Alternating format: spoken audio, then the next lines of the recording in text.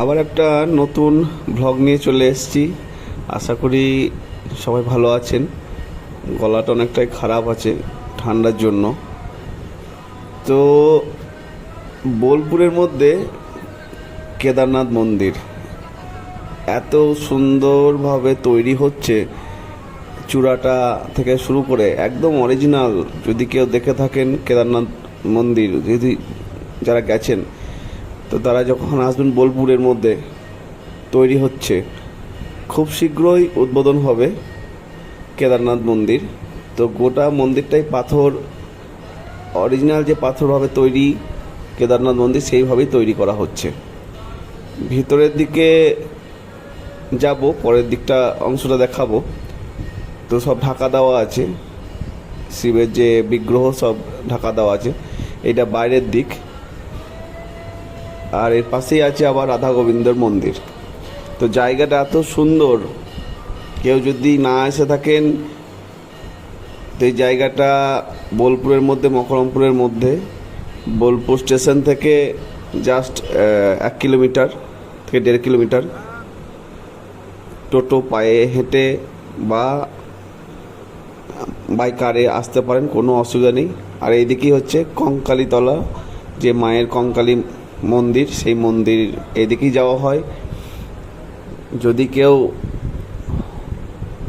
চোখে পড়ে যেতে যেতে, তো নিশ্চয়ই একবার এখানে ঢুকবেন, তো দেখতে খুব ভালো লাগবে।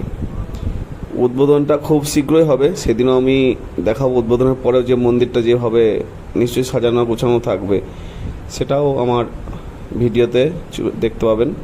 আর এটা রাতের দিকে চলে গেছিলাম যেহেতু, তো তখন মন্দিরের মধ্যে নাম কীর্তন আরতি চলছিল। আর এটা পাশেই হচ্ছে কেদারনাথ মন্দির। এই পাশাপাশি যেহেতু সন্ধ্যের দিকে গেছিলাম, তো ওই জন্য আরতির কিছু অংশ তুলে ধরলাম। রাধা গোবিন্দ মন্দির এটা, এখানে সব সময় সন্ধ্যে, সকাল থেকে সন্ধ্যে এমনি পুজো অর্চনা হয়। এই রথের সময় তো খুবই ধুমধাম অনুষ্ঠান হয়। 7 দিন প্রসাদ খাওয়ানো হয় আর কি সকলকে, আবার কিছু কুপন কেটেও হয়।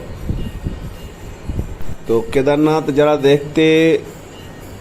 দেখেননি, যারা দেখার ইচ্ছা আছে, বোলপুরে মকরমপুর জায়গাটা, কঙ্কালীতলা যেতে কেদারনাথ মন্দির দেখতে পাবেন।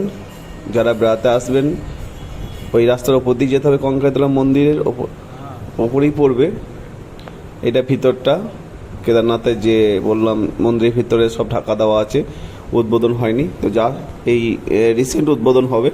তো ভেতরটাও দারুণ সুন্দর একদম তৈরি করা হয়েছে। ভিডিওটা বেশি বড় করে নি, আর যদি ভালো লাগে বন্ধুরা লাইক, শেয়ার, সাবস্ক্রাইব, শেয়ার অতি অবশ্যই করে দিও।